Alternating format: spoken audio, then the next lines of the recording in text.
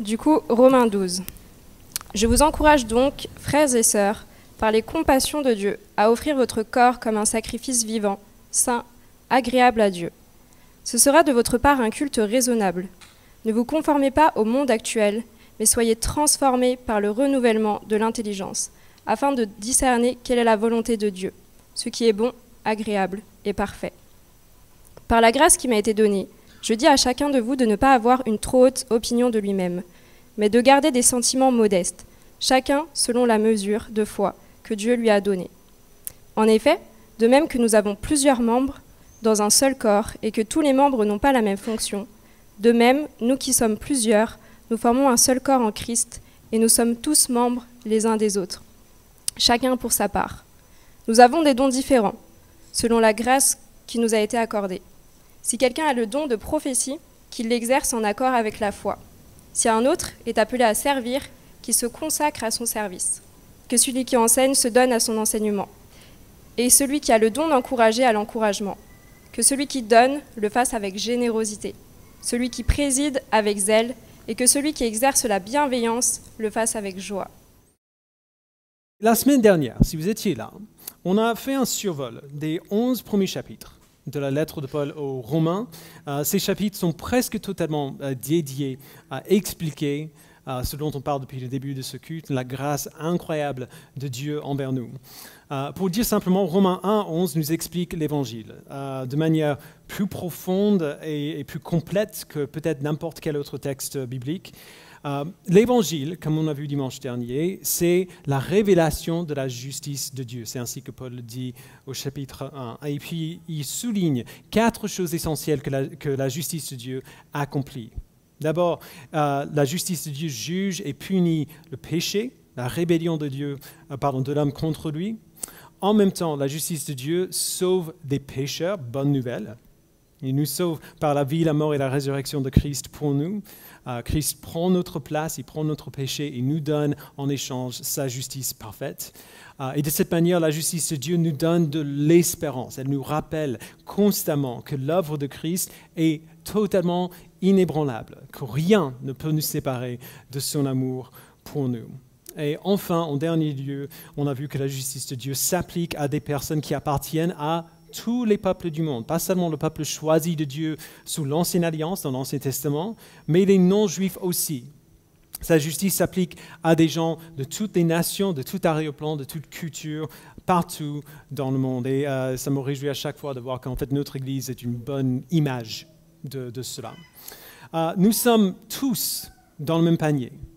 Quel que soit notre historique familial, culturel ou national, nous sommes tous dans le même panier. Nous méritons tous la même condamnation pour le même péché contre Dieu et quand même, tous ceux et celles qui placent leur foi en Christ ont reçu la même grâce.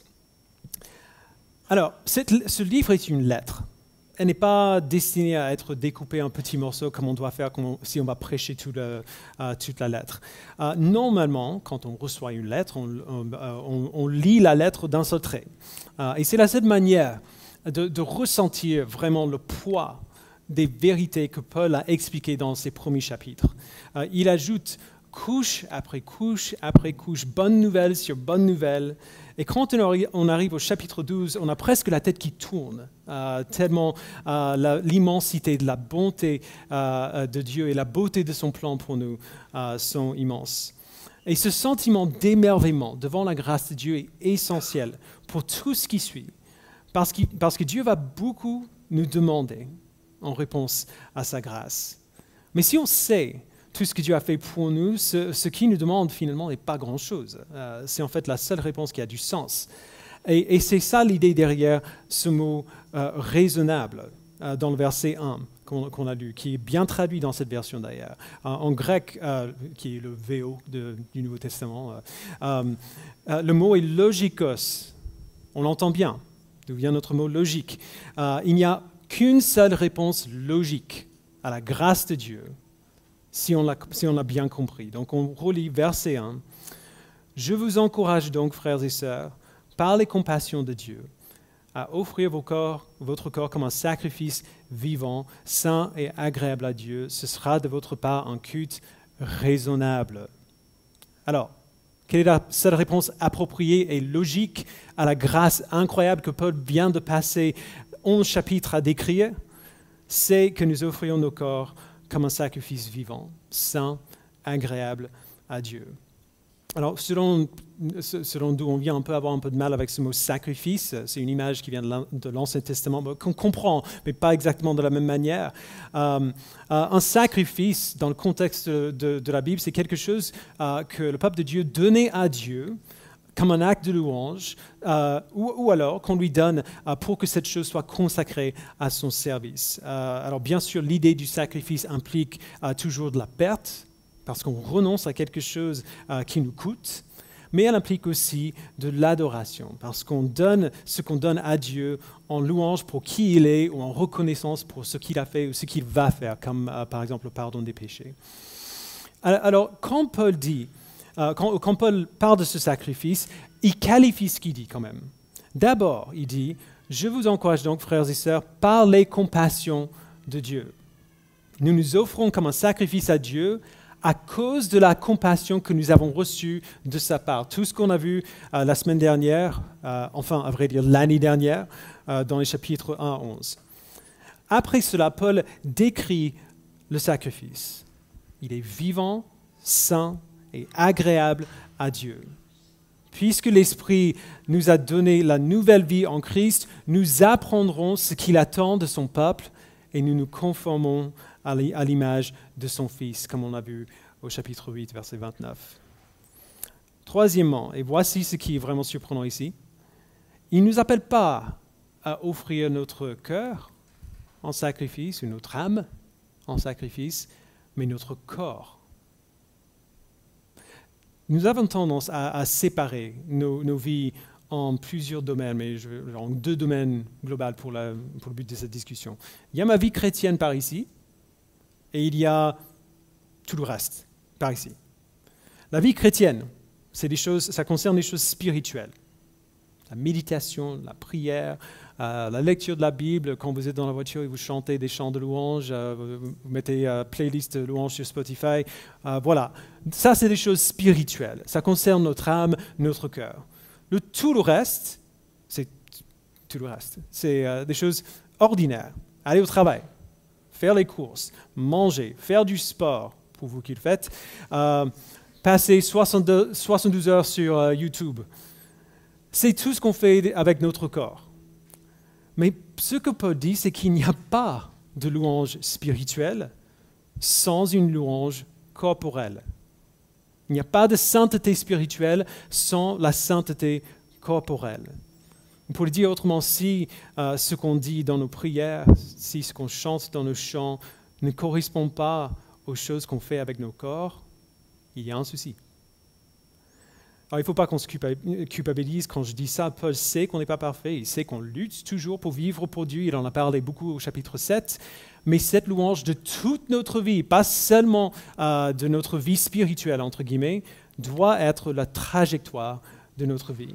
C'est ça la vraie louange, le vrai culte, comme il dit ici. Ce n'est pas seulement ce qui se passe ici le dimanche matin, c'est ce qu'on fait de nos vies en réponse à la grâce de Dieu pour nous. C'est nous donner tout entier à lui, parce qu'après tout ce qu'il a fait pour nous, comment est-ce qu'on pourrait faire autre chose que ça? Il n'y a aucune autre réponse qui soit logique.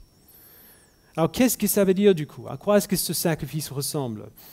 Paul donne une sorte de phrase résumée dans le verset 2. Il dit « Ne vous conformez pas au monde actuel, mais soyez transformés par le renouvellement de l'intelligence, afin de discerner quelle est la volonté de Dieu, ce qui est bon, agréable et parfait. » Ne vous conformez pas au monde actuel. Alors encore, on cherche la conformité à l'image du Christ, pas au monde autour, mais soyez transformés par le renouvellement de l'intelligence. Alors, ça aussi, c'est surprenant. Parce qu'il ne dit pas d'être transformé par le renouvellement de notre cœur. C'est le langage que nous, on utilise le plus souvent à l'Église. Mais par le renouvellement de notre intelligence. Donc vous voyez, ce n'est pas un langage spirituel qu'il emploie ici. Ce n'est pas un langage de l'Église. C'est bien un langage du corps. C'est ce qui se passe dans nos cerveaux. Notre façon de raisonner, de réfléchir, de voir le monde autour de nous. L'idée, c'est que la transformation qui a lieu dans le chrétien est holistique. Elle n'est pas compartimentée. Quand on se donne à Dieu, on lui donne tout. Tout ce que nous sommes, avec tous nos défauts et tout. Lorsqu'on réalise qu'on appartient tout entier à Dieu, eh bien, on apprend à voir des choses différemment. Il faut faire attention avec ce verset, parce qu'on peut tomber dans le travers d'attendre que l'Esprit Saint vienne nous donner une sorte de transfusion intellectuelle, un peu comme Neo dans le Matrix qui apprend à piloter un hélicoptère parce que, voilà, on clique sur le bouton.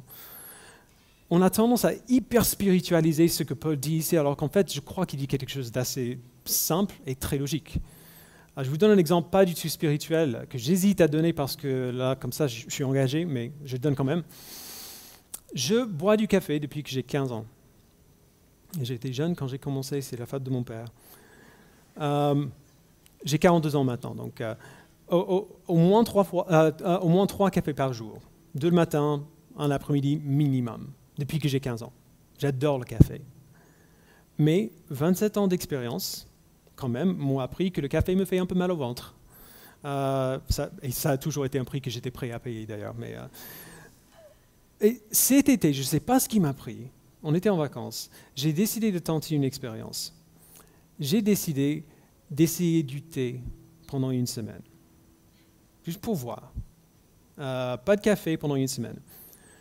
Alors j'ai bu beaucoup de thé cette première semaine pour compenser la baisse de caféine.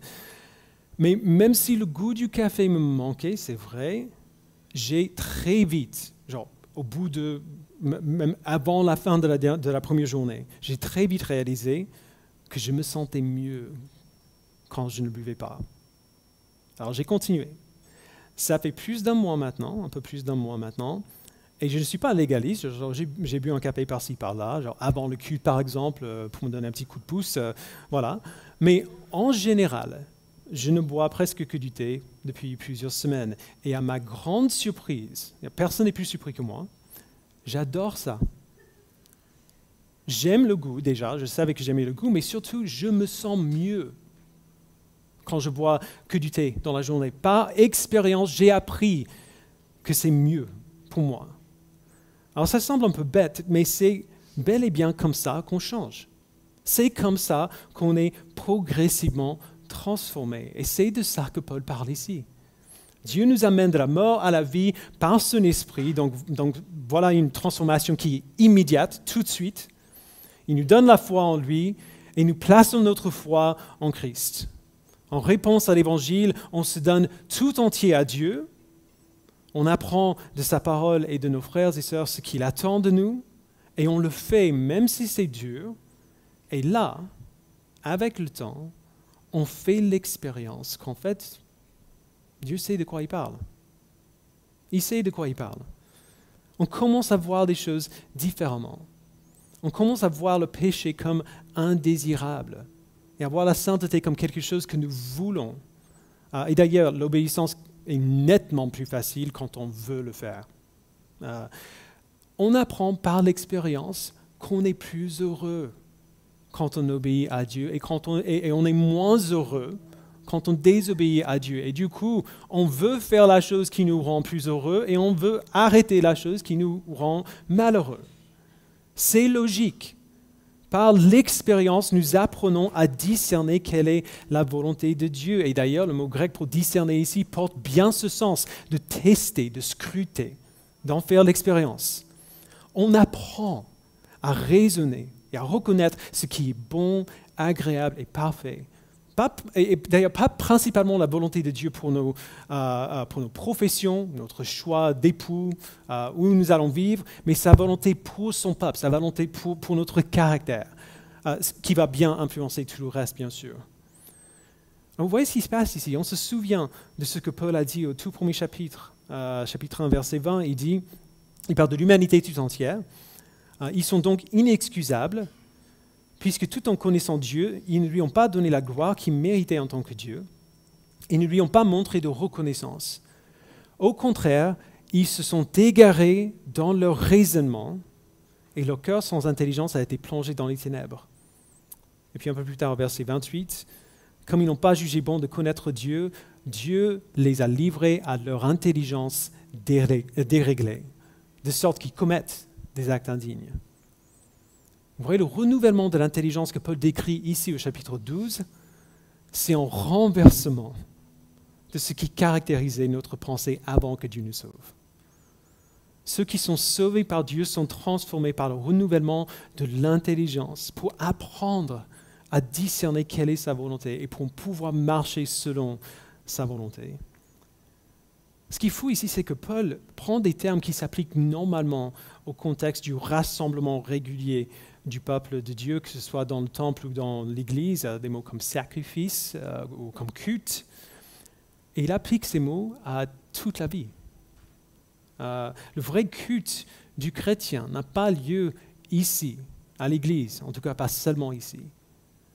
Elle a lieu partout, il a lieu partout, tous les jours, à chaque moment, dans chaque situation. Puisque vous avez reçu cette grâce, il dit, donnez-vous tout entier à Dieu et soyez transformés. Ok, très bien. Qu'est-ce que ça veut dire? À quoi est-ce que ça ressemble d'être transformé? Eh bien, la première marque du salut de Dieu dans la vie du croyant, pas chronologiquement, mais la première que Paul mentionne ici, c'est dur. C'est une estimation réaliste et humble de nous-mêmes. Verset 3, « Par la grâce qui m'a été donnée... » rapidement. Dans le VO, il y a le mot « car » au début de cette phrase, de ce verset, qui est absent dans la seconde 21 et ça m'énerve à chaque fois.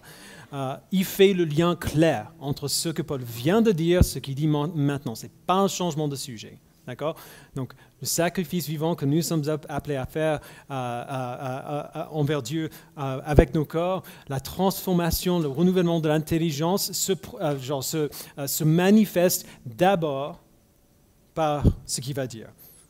Car, par la grâce qui m'a été donnée, je dis à chacun de vous de ne pas avoir une trop haute opinion de lui-même, mais de garder des sentiments modestes, chacun selon la mesure de foi que Dieu lui a donnée. On ne doit pas rater le fait que son premier commandement ici concerne notre manière de penser, ce qui est évidemment lié à ce qu'il a dit juste avant au chapitre 2, verset 2, au sujet de notre transformation par le renouvellement de l'intelligence, notre discernement. Lorsqu'on est transformé par la grâce de Dieu, notre manière de penser à nous-mêmes change. Et ce serait peut-être utile de nous rappeler du contexte ici. L'Église à Rome était une Église multiethnique. Il y a des chrétiens d'origine juive et des chrétiens d'origine non juive. Et même s'il n'y a aucune indication qu'il y avait un vrai conflit ouvert dans l'Église, il y avait certainement des domaines de tension, parce que Paul en parle sans cesse dans les premiers chapitres de cette lettre. Les Juifs ont peut-être une tendance à juger les non-Juifs et vice-versa à cause de ce qu'ils font ou ce qu'ils pensent être nécessaire pour que Dieu les approuve. Alors, Paul les appelle à se voir eux-mêmes, pas les autres, mais eux-mêmes, de manière juste, avec humilité, et à réaliser que ce sont tous des membres individuels d'un seul corps unifié, comme il va dire dans un instant. Savoir qu'ils font partie d'un corps et ne sont pas suffisants à eux-mêmes devrait leur donner l'humilité de savoir qu'ils ont besoin des autres membres. Que ce soit des juifs ou des non-juifs, vous avez besoin les uns des autres. Juste après, Paul va appliquer cette idée au don que Dieu donne pour servir le corps, mais d'abord, il dit quelque chose qui peut nous faire un peu peur. Il dit de penser à nous-mêmes de manière humble, de garder des sentiments modestes, chacun selon la mesure de foi que Dieu lui a donné. Alors, qu'est-ce que ça veut dire? Simplement dit, ça veut dire que même si Dieu nous a donné la foi en Christ, la foi qui nous sauve, cette foi n'est pas statique. Elle grandit avec le temps. Et c'est pour ça qu'il y a des commentateurs qui pensent que par la mesure de foi, en fait, il parle de la foi qui nous sauve, que nous avons tous en commun. Donc, estimez-vous tous comme frères et sœurs en Christ. Et ce n'est pas faux, mais je ne crois pas que ça suffit pour expliquer ce qu'il veut dire dans ce texte, parce qu'il parle bien de la mesure de foi que Dieu nous a donnée. Et on le voit partout dans la Bible. Combien de fois est-ce que Jésus a appelé ses disciples des hommes de peu de foi? Par exemple, en Matthieu 8. Et à la femme qui a demandé son aide et qui a persisté, même quand Jésus semblait l'ignorer au départ, qu'est-ce qu'il a dit? Il a dit, femme, ta foi est grande. Paul dit aux Romains de se considérer eux-mêmes de manière sobre, avec des sentiments modestes, selon la mesure de foi que Dieu leur a donnée. Parce qu'il sait que nous avons tous tendance à mesurer notre valeur selon nos dons, selon quoi on est doué. Si on est doué pour quelque chose, on pense avoir de la valeur. Si on ne pense pas être doué pour grand-chose, on se sent inutile. Mais Paul renverse cette tendance-là en nous disant de nous estimer non pas selon nos dons, mais selon la mesure de foi que Dieu nous a donnée. Alors on dirait qu'on pourrait tomber dans le même travers en faisant ainsi. Genre, moi, je suis inutile parce que j'ai peu de foi. Mais en fait, c'est faux. Pourquoi? Parce que si je m'estime selon la mesure de foi que Dieu m'a donnée, je verrai tout de suite que peu importe si ma foi est grande ou petite, elle ne vient pas de moi, mais de Dieu. Alors que si on pense au don, on pourrait facilement se dire que c'est moi qui ai fait ça parce que j'ai travaillé pour développer ce don-là. Si on s'estime selon la mesure de foi que Dieu nous a donnée, l'orgueil disparaît. Parce que la mesure de foi que Dieu nous a donnée n'a rien à voir avec notre valeur, mais plutôt avec ce que Dieu souhaite faire à travers nous ou en nous aujourd'hui. Certains actes d'obéissance nécessitent une foi gigantesque, alors que d'autres en nécessitent moins. Et Dieu nous donne exactement ce qu'il nous faut, juste au bon moment. La mesure de foi que Dieu nous a donnée n'a rien à voir avec notre valeur, mais plutôt avec ce qu'il veut faire en nous ou à travers nous aujourd'hui. Et merci Seigneur, notre foi sera plus grande demain qu'elle n'est aujourd'hui. Si on est fidèle en peu de choses, il nous donnera de plus grandes choses demain. Il nous donnera la foi nécessaire pour accomplir ce qu'il nous donne de faire. Tout ce qu'il nous appelle à faire, c'est nous donner tout entier à ce qu'il nous a donné de faire aujourd'hui, ce qu'il nous a confié aujourd'hui, et faire confiance qu'il nous donnera la foi nécessaire pour l'accomplir. Ce qui nous amène au prochain commandement.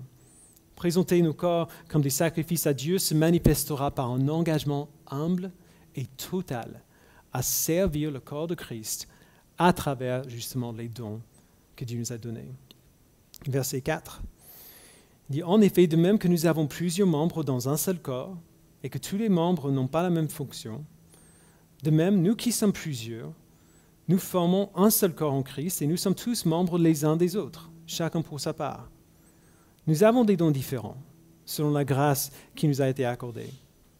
Si quelqu'un a le don de prophétie, qu'il exerce en accord avec sa foi. Si un autre est appelé à servir, qu'il se consacre à son service. Que celui qui enseigne se donne à son enseignement. Et celui qui a le don d'encourager à l'encouragement.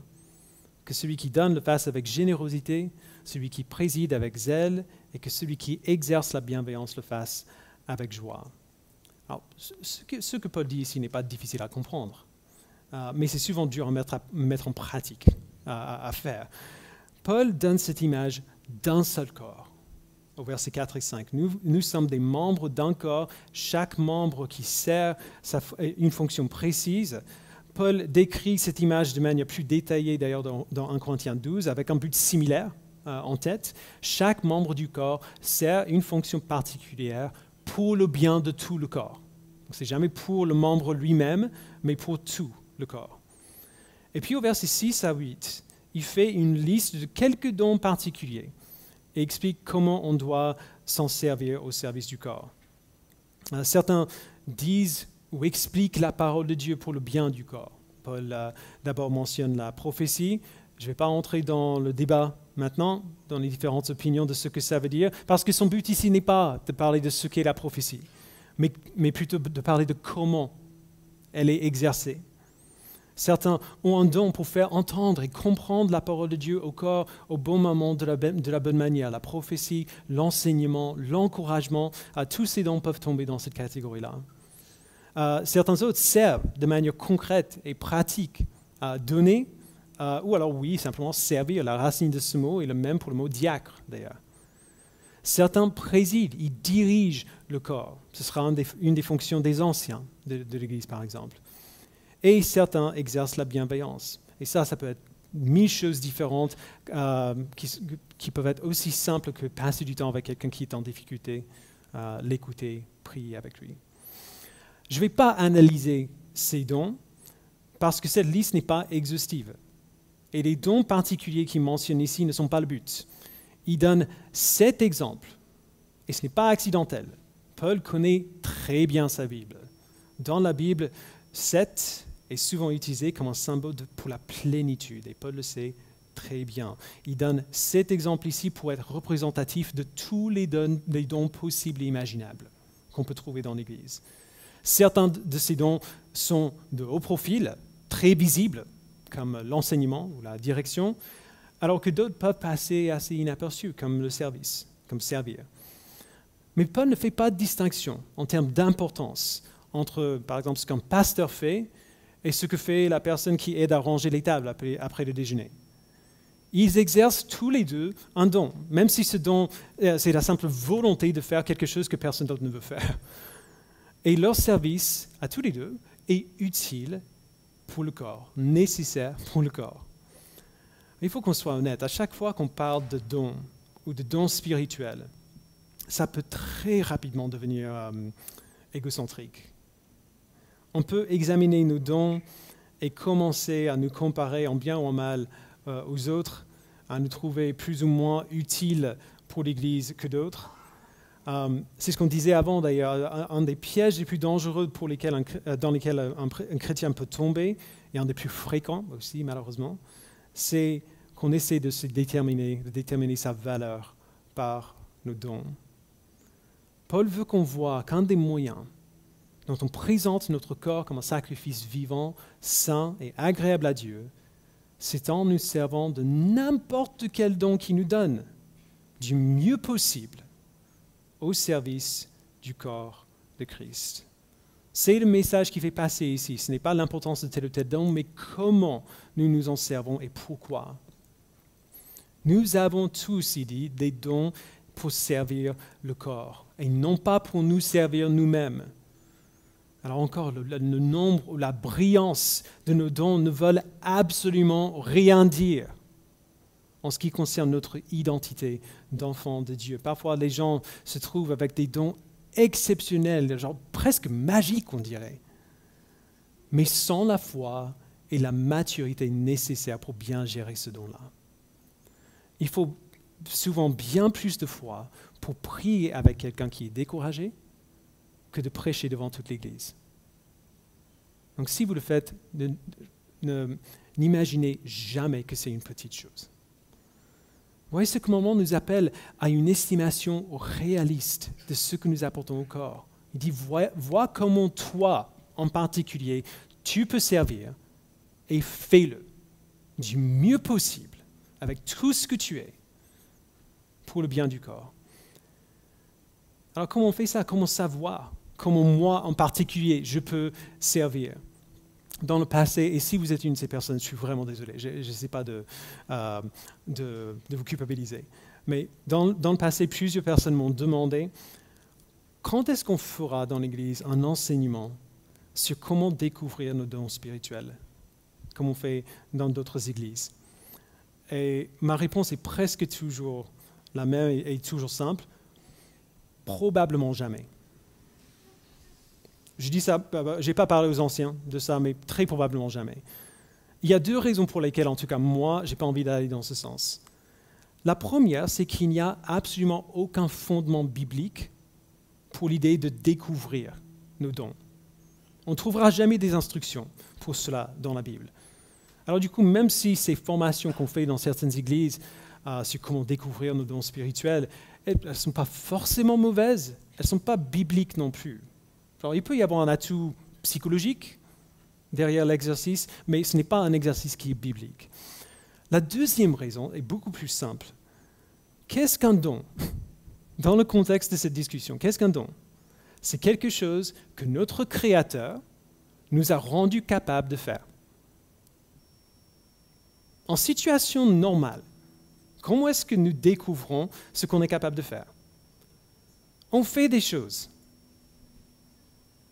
Quand on est petit, on joue. On essaie des choses. On met les pieds dedans et on apprend que ça, c'est pas mon fort. Moi, la danse, par exemple, c'est absolument pas. Alors que dans un autre domaine, on découvre parfois à notre grande surprise qu'on est plutôt doué pour ça. Je ne m'étais même pas rendu compte. Ce n'est pas différent pour les autres dons que Dieu nous donne.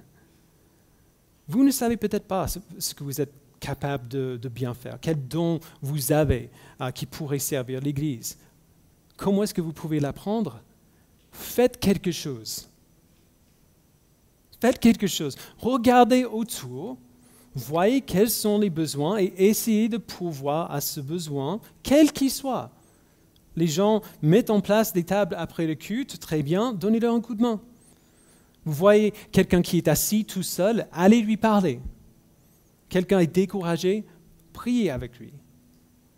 Vous ne serez pas doué pour tout ce que vous faites, mais je vous promets que si vous vous concentrez sur comment vous pouvez servir vos frères et sœurs, au lieu de chercher quel est mon don, vous allez apprendre quels sont vos dons, sûr et certain. Ou les autres le verront et vous le diront. Souvent, en fait, presque plus souvent, ça se passe comme ça. Vous voyez, il n'y a pas un grand mystère ici. Paul dit, si Dieu vous a rendu capable de faire quelque chose, ne serait-ce que la capacité à être présent pour vos frères et sœurs, faites-le du mieux possible selon la grâce et les opportunités que Dieu vous donne, et faites-le avec humilité, de bonne volonté, de manière zélée, généreuse et joyeuse. Vous n'avez pas besoin de ressembler à quelqu'un d'autre, à qui que ce soit d'autre, afin de servir l'Église. Alors chacun de vous, individuellement, Dieu vous a placé, Dieu t'a placé là où tu es pour une raison. Et il t'appelle à utiliser la personne que tu es, la personne qu'il a créée quand il t'a créé, pour servir l'Église comme seulement tu peux faire. Du mieux possible, comme une réponse à sa grâce magnifique. Pensez à ce que ça a dû être pour l'Église de Rome. Il y a Phébé, je ne sais jamais comment prononcer ce prénom. Phébé, vous comprenez. On sera formellement présenté à Phébé au chapitre 16 et j'apprendrai à prononcer son prénom d'ici là. Elle arrive à l'Église de Rome avec cette lettre de l'apôtre Paul. Toute l'Église se rassemble pour écouter ce que Paul a écrit. Quelqu'un lit la lettre à haute voix, probablement Phébé elle-même. C'était généralement le porteur de la lettre qui faisait ça. Les chrétiens juifs et non juifs commencent à entendre, alors qu'ils écoutent la lecture de la lettre, commencent à entendre qui ils étaient, ce que Dieu a fait en eux, qui ils sont maintenant. C'est comme une série de vagues, chacune plus grande que la précédente. Alors, tu pensais que Dieu était bon? Il est encore meilleur que ça. Ah oui, tu penses que ça c'est bon? Ah ben, c'est pas fini. Il est encore meilleur que ça. Et ça continue, sans cesse, pendant plus d'une heure. C'est à peu près combien de temps il faut pour lire les 11 premiers chapitres? Pendant plus d'une heure, l'effet cumulatif de toutes ces implications de la grâce de Dieu, cette réalisation de l'abondance des richesses que Dieu a déversées sur eux, est à couper le souffle. Et puis, il y a, au début de ce passage, un changement qui a lieu. À cause de tout ça, je vous encourage donc, frères et sœurs, par les compassions de Dieu, à offrir votre corps comme un sacrifice vivant, saint, agréable à Dieu. Ce sera de votre part un culte raisonnable. C'est un commandement qui est très élevé. Peut-être même le commandement ultime, en tout cas dans le sens de ce que cela nous coûte. Dieu appelle son peuple à lui donner tout ce qu'ils sont, absolument tout, comme un acte d'adoration. Mais après l'abondance de la grâce de Dieu envers eux, quelle réponse serait possible sinon, mais bien sûr, qu'est-ce qu'on peut faire d'autre après tout ça? C'est pour cela, je crois, que notre obéissance à nous est souvent décalée. Beaucoup de chrétiens aujourd'hui obéissent à partir d'une mentalité de pauvreté. Si on sent que nos ressources sont limitées, on essaiera naturellement à garder ce qu'on a. On sera radin avec notre temps, avec nos dons, même avec notre amour. Le sacrifice nous semblera impensable parce que si je donne ça, il va me rester quoi après? Mais si on croit vraiment que la grâce de Dieu est aussi grande que Paul dit, si on croit que sa grâce coule d'une source inépuisable, que sa grâce est vraiment aussi abondante que ça, alors le sacrifice, et même le sacrifice de tout ce que nous sommes, ne nous semblera pas seulement possible, mais raisonnable, logique. C'est normal. Si nous croyons que la grâce de Dieu envers nous est vraiment si abondante, alors la seule réponse possible sera de servir librement, de nous sacrifier librement, parce qu'il y aura toujours plus de ressources derrière. En fin de compte, à la lumière de l'éternité, on n'a rien à perdre et tout à gagner. Paul va continuer de nous donner des exemples de comment on fait ça dans les passages à venir. Mais il commence là où l'Église à Rome a orienté, là où nous sommes aujourd'hui. Il commence avec le corps dans lequel il nous a placés, les frères et sœurs à qui nous sommes unis à Christ. Et il nous dit de donner tout ce que nous sommes au service de ce corps dans lequel on se trouve, à ces frères et ces sœurs qui nous entourent maintenant. Alors qu'est-ce qu'on apporte avec nous? Pas seulement en termes de dons, mais en termes de foi et de volonté. Il y a autant de besoins dans cette Église qu'il y a de personnes. Et la plupart de ces besoins, souvent les gens me demandent comment est-ce que je peux servir, dans quelle chose est-ce que je peux m'engager. Et il y a des réponses à ces questions, mais la vaste majorité du temps, les besoins d'une Église quelconque ne sont pas matériels, mais profondément personnels et relationnels. Les gens ont besoin les uns des autres. La seule manière de pourvoir à ces besoins, c'est d'être présent, de garder les yeux ouverts et d'utiliser tout ce que Dieu nous a donné, tout ce que nous sommes, pour nous servir les uns les autres. Alors oui, c'est un sacrifice. Mais comparé aux richesses de la grâce de Dieu envers nous, c'est rien du tout. C'est rien. Le sacrifice de tout ce que nous sommes est un sacrifice que nous pouvons raisonnablement nous permettre. Parce que Christ est bien plus que suffisant pour ce qu'on donne. Je vous invite à prier.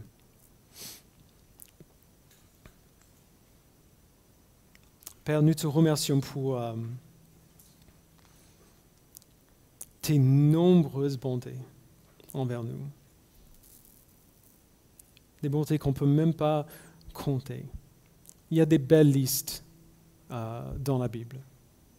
Romains 1, 11, le psaume 103, nous avons plein d'endroits. Le début de la lettre aux Éphésiens, il y a tellement d'endroits où on peut trouver une liste de points. Genre, on oublie combien de choses tu as fait pour nous. Mais en plus de toutes ces choses, il y a une infinitude de bénédictions que tu nous as données qu'on ignore totalement. Tes bontés envers nous sont inépuisables.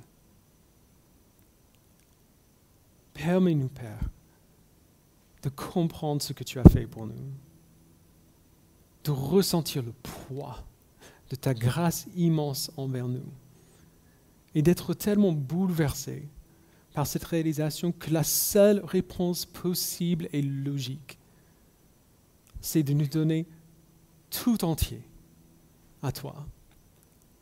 Permets-nous, Père, de nous considérer nous-mêmes de manière réaliste, de manière humble, selon la mesure de foi que tu nous as donnée. Donne-nous confiance que si on a l'impression que notre foi est petite aujourd'hui, tu feras grandir notre foi avec le temps et aussi par l'obéissance. Si on obéit dans les petites choses, tu nous donneras de plus grandes qui nous augmenteront aussi notre foi. Donne-nous la confiance que cette foi vient de toi et non pas de nous, pour qu'on soit humble et reconnaissant pour ce que tu nous donnes. Et avec cette perspective humble, aide-nous à nous servir les uns les autres, à servir le corps de Christ avec ce que tu nous as donné. Permets-nous de voir ce qu'on est capable de faire. Et si on ne sait pas ce qu'on est capable de faire, donne-nous le courage de faire quelque chose, d'essayer, de faire le pas, d'essayer un truc même si on se plante. De nous donner tout entier à nous servir les uns les autres et de découvrir ainsi qui nous sommes finalement en toi. Ce que tu nous as donné de manière particulière afin de contribuer au corps de Christ, afin de servir à la maturité, à la croissance de nos frères et sœurs en Christ. Merci Père pour chaque chrétien, chaque homme, chaque femme que tu as sauvé et que tu as donné à cette Église. Merci Père qu'il n'y a personne ici qui soit plus précieux pour toi que qui que ce soit d'autre. Nous sommes tous des membres d'un seul corps, chacun pour sa part. Aide-nous à être heureux dans la place que tu nous as donnée et à nous servir les uns les autres avec humilité et par reconnaissance de ce que tu as fait pour nous. Au nom de Jésus-Christ, nous le prions. Amen.